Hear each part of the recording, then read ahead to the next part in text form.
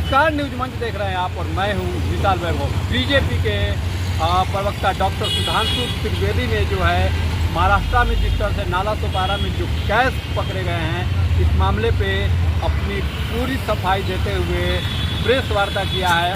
Press वार्ता में क्या कुछ वो कहा है उन्होंने, चूँकि इस आरोप को भी जो है कहीं ना कहीं वो बेबुनियाद बताया है। तो क्या कुछ कह रहे हैं डॉक्टर सुधांशु त्रिवेदी, जो कि हमेशा अपनी बातों को बेबाकी से रखते हैं। आइए आप डॉक्टर सुधांशु त्रिवेदी के बयान को सुनिए। बने रहिए न्यूज मंच के साथ। न्यूज मंच के लिए दिल्ली से नीरज कुमार के साथ विशाल वैभव, पटना।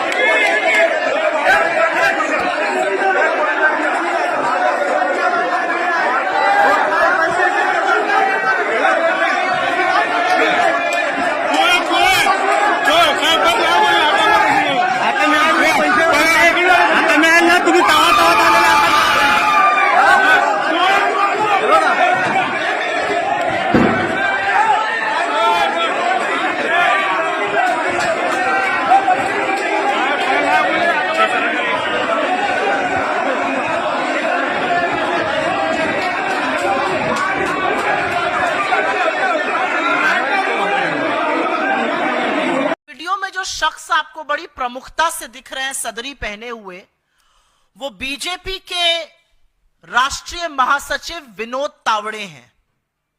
आरोप भी है और सामने साक्ष्य भी आपको नजर आ रहे हैं कि उनके पास से एक मोटी नगद की रकम बरामद हुई है। रिपोर्ट जो अभी तक मैंने देखी यहां पर आते हुए, मुंबई के विरार पूर्वी के इलाके में उनको लोगों ने धर दबोचा। वो खुलेआम पैसा बांटने के लिए आए थे। उनके पास से एक काले रंग का बैग बरामद हुआ है। ये सब मैं जो आप लोग टीवी चैनल पर चला रहे हैं उस रिपोर्ट के बेसिस पे बता रही हूं। उस काले रंग के बैग के अंदर एक डायरी है। डायरी में 15 करोड़ का विवरण है और उसके साथ साथ 5 करोड़ नगद उनके पास से बरामद हुए हैं।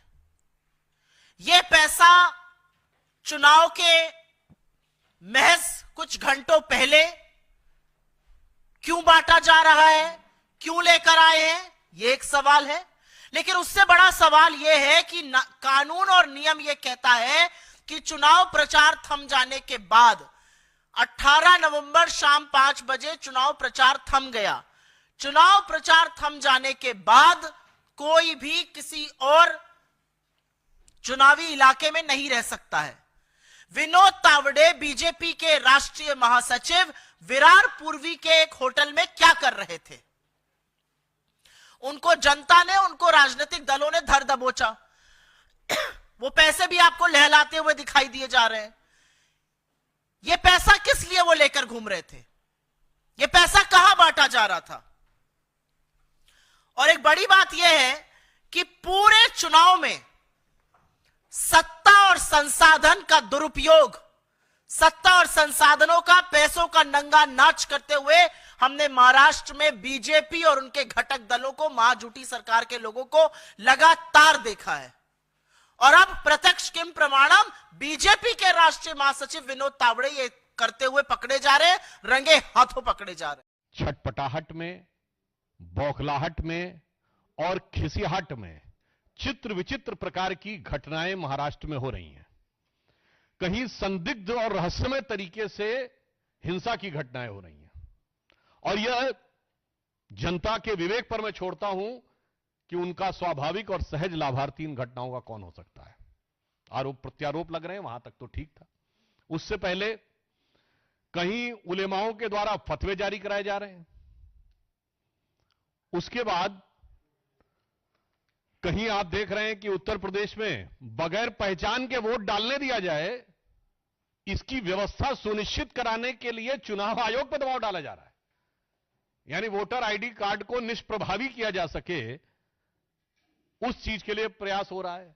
और इसी सिलसिले में आज महाराष्ट्र में एक अन्य प्रकार का अनर्गल और निराधार आरोप लगाकर वातावरण को प्रभावित करने का, जिसे कहते हैं लास्ट डेस्परेट डिच अटेम्प्ट करने का यह प्रयास महाविकास अघाड़ी के द्वारा किया जा रहा है। और इसमें भी बड़ी महत्वपूर्ण बात यह है कि जिस नाला सोपारा विधानसभा में इस घटना का आरोप लगाया गया है, वहां महाविकास अघाड़ी मुख्य लड़ाई में ही नहीं है। मतलब जिसे कहते कहावत होती है ना, बेगानी शादी में अब्दुल्ला दीवाना। मगर यहां चाय से ज्यादा केतली गर्म है, उनसे ज्यादा गतिविधि महाविकास अघाड़ी के निरर्थक और निराधार आरोपों में दिखाई पड़ रही। अब मैं बहुत एक साफ और टेक्निकल बात कहना चाहता हूं। श्री विनोद तावड़े जी हमारे राष्ट्रीय महासचिव हैं और संगठन से जुड़े अनेक कार्यों को देख रहे हैं।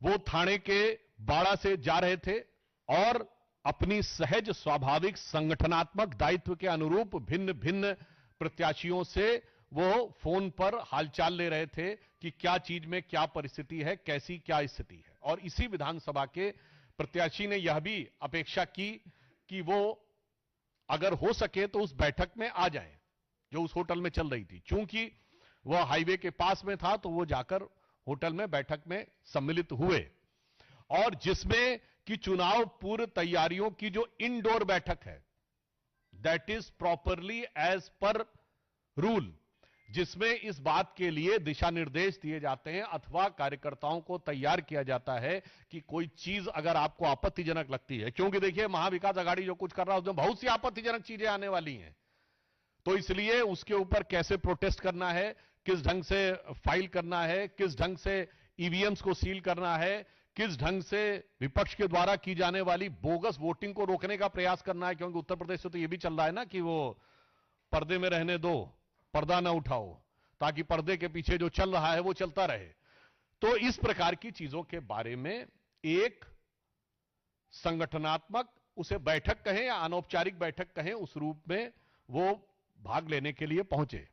और वहीं अनायास वहां के जो बहुजन विकास अघाड़ी के प्रत्याशी हैं वो आ गए और पहले उन लोगों ने इस बात के लिए विवाद उठाना शुरू किया। अब यहां पर मैं बहुत टेक्निकल बात कहना चाहता हूं। हमारी तरफ से, श्री विनोद तावड़े जी की तरफ से बहुत स्पष्ट कहा गया है कि यह घटना होटल की है, किसी प्राइवेट प्लेस की नहीं है। आप होटल के और आसपास के क्षेत्रों के सीसीटीवी फुटेज को वह चेक करें, इस बात का हम अनुरोध करते हैं। क्योंकि जिस प्रकार का एब्सर्ड एंड इलॉजिकल, अतार्किक, हास्यास्पद और दुर्भाग्यपूर्ण आरोप लगाया गया है कि 5 करोड़ रुपए आए थे। मैं कांग्रेस वालों से पूछना चाहता हूं, भाई ये 5 करोड़ रुपए जो होते हैं, ये कोई आज के जमाने में ऐसी तो चीज है नहीं कि कोई आदमी जेब में पॉकेट में डाल के लिए जाएगा। वो तो बहुत भारी मात्रा में दिखाई पड़ना चाहिए ना, तो उसका कहीं कोई विजुअल इंपैक्ट दिखना चाहिए, वो दिखाएं, हवा में आरोप मत लगाएं। हां, वैसे ये हो सकता है कि ये कांग्रेस पार्टी और महाविकास अघाड़ी उन नेताओं में जिनके 350 करोड़ घर में से निकलते थे, और उसके बाद जो काउंट करने वाली मशीनें थी वो हीटअप हो जाया करती थी।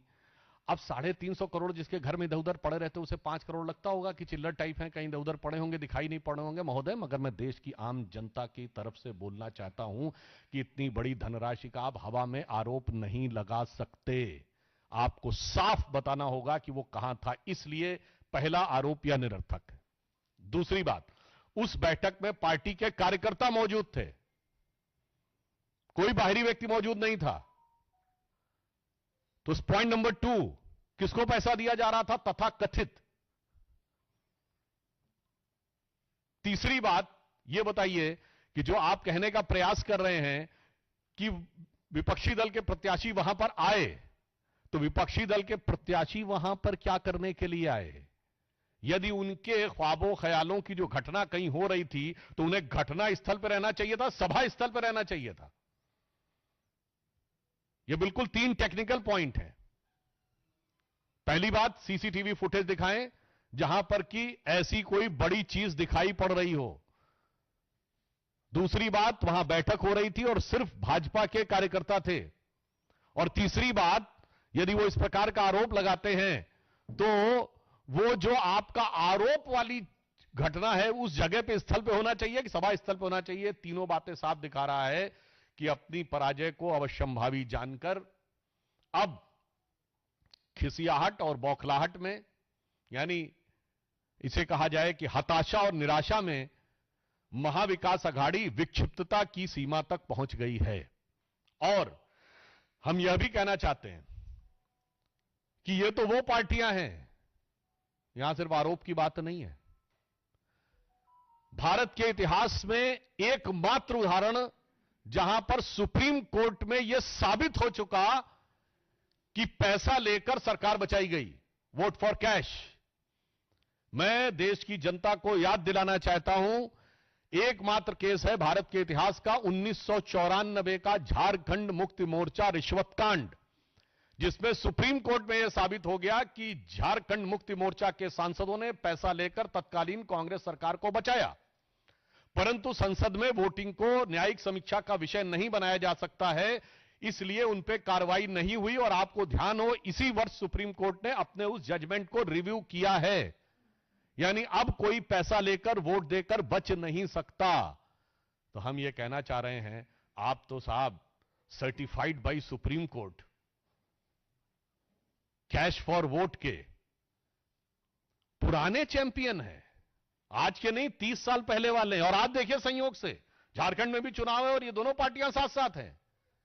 यानी अगर इस इंडी गठबंधन की इन पार्टियों के लिए कहा जाए, जेएमएम और कांग्रेस फिर आज साथ साथ हैं, तो इनके लिए मुझे वो पुराने गीत की वो पंक्ति याद आती है जो था ना, वो कई साल पहले मुझे तुमसे प्यार था। तो इनके लिए नजर आती है कि 30 साल पहले मुझे तुमसे प्यार था, 1994। जिया बेकरार था, यही भ्रष्टाचार था, आज भी है और कल भी रहेगा। तो ऐसा नहीं है कि ये इस भ्रष्टाचार में आकंठ डूबे नहीं रहेंगे। इसलिए मैं इस बात को बहुत गंभीरता से लेना चाहता हूं कि चुनावों को प्रभावित करने के लिए, भ्रमित करने के लिए इस प्रकार की जो हरकतें महाविकास अघाड़ी कर रही है, पहले तो इनमें आपस में ही प्रतिस्पर्धा थी, आपस में प्रतिद्वंदता थी, और अब ये महाराष्ट्र और देश की जनता को भ्रम में डालने का जो यह प्रयास कर रहे हैं, देश की और महाराष्ट्र की विवेकपूर्ण जनता इसे भली भांति समझती है। और मेरा यह विचार है कि ऐसे किसी भी प्रयास को, चाहे वो फतवे जारी कराना हो, चाहे वो पर्दे में वोटिंग कराना हो, अथवा महाराष्ट्र में ही सपा के नेता अबू आजमी ने जो धर्मगुरु मुफ्ती सलमान अजहरी साहब से मुलाकात की हो वो करना हो, या हिंसा करवाना हो या करना हो, वो जांच की बात तय होगा। या यूं मैं कहूं कि हिंसा की रहस्यमय घटनाओं का लाभार्थी बनना हो। What I can say, to become the natural beneficiary of a very conspicuous and suspicious events of violence, अथवा बगैर सीसीटीवी फुटेज के, बगैर किसी आरोप आधार के, बगैर वहां घटना स्थल पर पहुंचे हुए, बगैर उस चुनाव की मुख्य लड़ाई में हुए निरर्थक आरोप लगाना हो, ऐसा कोई भी प्रयास सफल होने वाला नहीं है। और महाराष्ट्र, झारखंड और सभी राज्यों में जहां उपचुनाव हो रहे हैं, निर्णायक और प्रभावी रूप से जनता भारतीय जनता पार्टी और एनडीए के पक्ष में जनादेश देने जा रही है। धन्यवाद।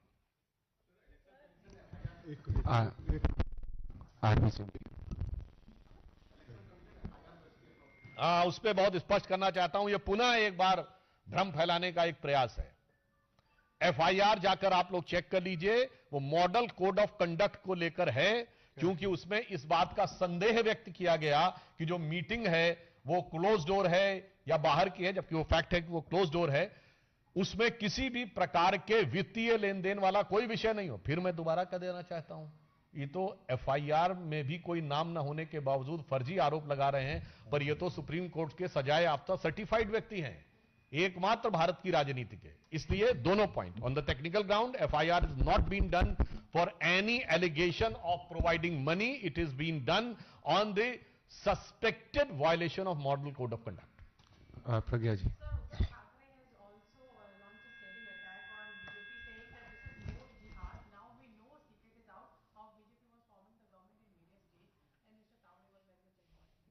वैसे तो मैं बताना चाहता हूं कि पहले भी इनके भिन्न भिन्न गठबंधन सहयोगियों के घरों से क्या क्या प्राप्त हो चुका है, और श्री उद्धव ठाकरे जी, श्रद्धेय बाला साहब ठाकरे जी के भ्रष्टाचार को लेकर बयानों को अगर देख लें तो मुझे लगता है उन्हें और ज्यादा स्थिति स्पष्ट हो जाएगी। और जब 1994 का मैंने उदाहरण दिया तो वो हमारे साथ हुआ करते थे, मगर अब उनके मुंह से नोट शब्द भी निकल रहा है, और मजे की बात है जिहाद शब्द भी निकल रहा है। अब ये अपने आप में विचार करने का विषय है शिव सैनिकों के लिए और शिवसेना के समर्थकों के लिए, कि अब आप बताइए, और जिन इलाकों में श्रद्धेय बाला साहब ठाकरे जी की आंख घूम जाया करती थी तो वो लोग अदब में आ जाया करते थे, और आज उन इलाकों में जाकर हाथ पसारा हुआ है कि भाई वोट किसी प्रकार से मिल जाए। जो पुराना गीत था, दे दाता के नाम पे तुझको अल्लाह रखे। तो मुझे लगता है बहुत सारे परिवर्तन आए हैं, और उद्धव ठाकरे जी यदि आत्मावलोकन करेंगे कभी तो मुझे लगता है उन्हें रियलाइज होगा, हर शिवसेना कार्यकर्ता को तो रियलाइज हो रहा है, अब उद्धव जी को कब रियलाइज होगा ये वक्त बताएगा। नीरज जी।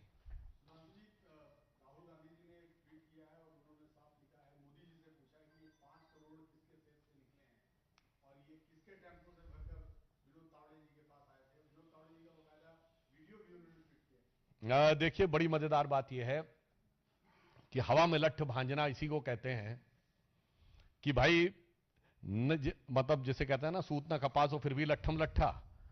एग्जैक्टली वही राहुल गांधी जी कर रहे हैं। मैंने आपसे बताया 3 पॉइंट्स में कोई आधार नहीं, इसके बाद उनकी पार्टी वहां लड़ाई में नहीं, मगर फिर भी क्या करें, इस प्रकार का आरोप लगाना। और मैं एक और बात कहना चाहता हूं, वैसे जब वो सेफ एफ वाला काम कर रहे थे ना तो कुछ ऐसा नहीं लग रहा था। वो फिल्मों में जो दिखाया जाता है, वो सेफ के पास जाके कोई खोलता है और वो किस प्रवृत्ति का व्यक्ति खोलता हुआ दिखाई पड़ता है, वो आप ज्यादा बेहतर अंदाजा लगा सकते हैं, क्योंकि उसी प्रकार के आरोप भी उनके ऊपर बहुत सारे लगे हैं। और रही बात इसकी कि कौन पैसा कहां से कहां ले जाता है, तो मुझे लगता है राहुल गांधी जी या कांग्रेस पार्टी से बेहतर और कौन बता पाता है। और अगर आप कहना चाहें तो मैं यह भी बता देना चाहता हूं, उनके परिवार के ऊपर, आज मैं उसके डिटेल में नहीं जाऊंगा, एक फॉरेन मैगजीन ने नाम के साथ, अमाउंट के साथ लिखा हुआ है कि कितना पैसा था। कभी चुनाव के बाद उसका डिटेल और बताऊंगा। इसलिए मैं कहना चाहता हूं, जिनको इन कामों में बड़ी रुचि थी, जिनकी इन कामों में बड़ी सिद्धहस्तता थी, वही लोग अब ऐसा लग रहा है कि अपने ही चश्मे से चुनाव को देखकर भ्रमित करना चाह रहे हैं। एक सेकंड, आप किसके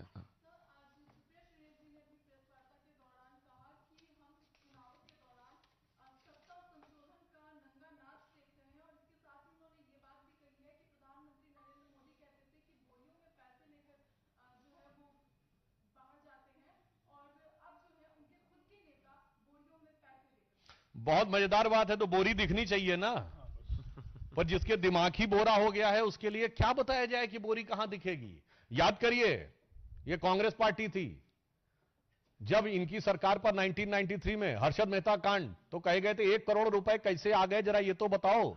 उस जमाने में 1000 के नोट चलते थे, अब 500 में बताओ भाई 5 करोड़ हैं कहां, वो तो दिखाओ। इसीलिए मैं कह रहा हूं, बोरी बोरा कुछ तो दिखाओ, मगर कुछ भी मत बताओ, खाली हल्ला मचाओ। तोशी है राहुल गांधी के वीडियो में भी कुछ नहीं इस प्रकार का। तोशी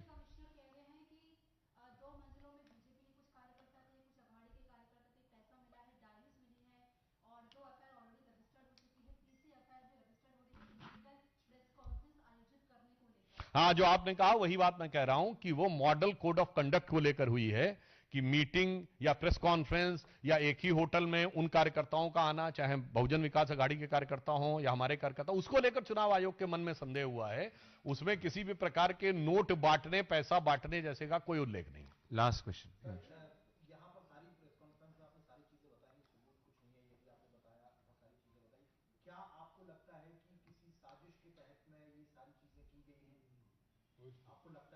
नहीं नहीं, देखिए मैं कहना चाहूंगा, साजिश तो एक चीज है, साजिश के साथ साथ हताशा भी है। साजिश से ज्यादा बड़ी बात हताशा है, क्योंकि साजिश में तो फिर भी थोड़ा दिमाग लगाया जाता है। यहां मुझे लग रहा बगैर दिमाग लगाए जो आरोप लगाया जा रहा है, तो उसमें मुझे फ्रस्ट्रेशन ज्यादा नजर आ रहा है बजाय किसी प्रकार की उस चीज के। मगर एक बात मैं गंभीर रूप से कहना चाहूंगा कि पिछले 3-4 महीनों से भारत में बहुत सी ऐसी घटनाएं शुरू हो गई हैं जो अपने आप में इस बात का संदेह उत्पन्न करती हैं कि किन शक्तियों की ताकत बढ़ गई है। किसकी ताकत बढ़ी है वो सोचने का विचार है कि कहीं ट्रेनों के ऊपर पटरियों पे कुछ रखा हुआ पाया जा रहा है, कहीं हॉक्स कॉल आ रही हैं हवाई जहाजों के लिए, फर्जी कॉलें, तो कहीं दिल्ली के स्कूलों के बारे में धमकी, तो कहीं इस प्रकार की धमकी। तो ये जो चीजें हैं, ये जो साजिशें हैं, ये साजिश करने वालों की जो मनोबल है ये क्यों बढ़ा है, ये विचार करने का ज्यादा गंभीर विषय है और देश को इसको गंभीरता से विचार करना चाहिए। आखिरी क्वेश्चन है।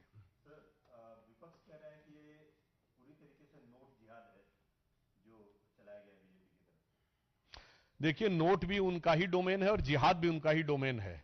तो इसके बारे में मेरे विचार से हमारा तो यह विचार है, हमारा सेवा और धर्म है, क्योंकि राजनीति हमारे लिए एक सेवा है और जो राष्ट्रीयता के धर्म से प्रेरित है, जिसे हम कहते हैं इदम न मम इदम राष्ट्राय स्वाहा, हम तो इस पे विचार करते हैं। अब जिहाद के स्पेशलिस्ट वो होंगे तो ज्यादा बेहतर बता सकते हैं, और वैसे भी उन्हीं की कैंडिडेट ने फर्रुखाबाद में इस नए क्वाइन फ्रेज को क्वाइन किया था, और ये लोग मतलब बड़े अच्छे अच्छे फ्रेजेस क्वाइन कर लेते हैं। जैसे आप देखते हैं ना, वर्ड सुनते हैं आप, लेफ्ट लिबरल, कोई एक लेफ्ट बताइएगा कंट्री जो लिबरल हो। तो ऐसे ऐसे ये लोग फ्रेजेस क्वाइन करते हैं। फिर उसके बाद मजे की बात यह है कि फ्रीडम ऑफ स्पीच की बात सबसे ज्यादा कौन करता है? Hardliner Muslims. एक ऐसा कंट्री बताइए हार्डलाइनर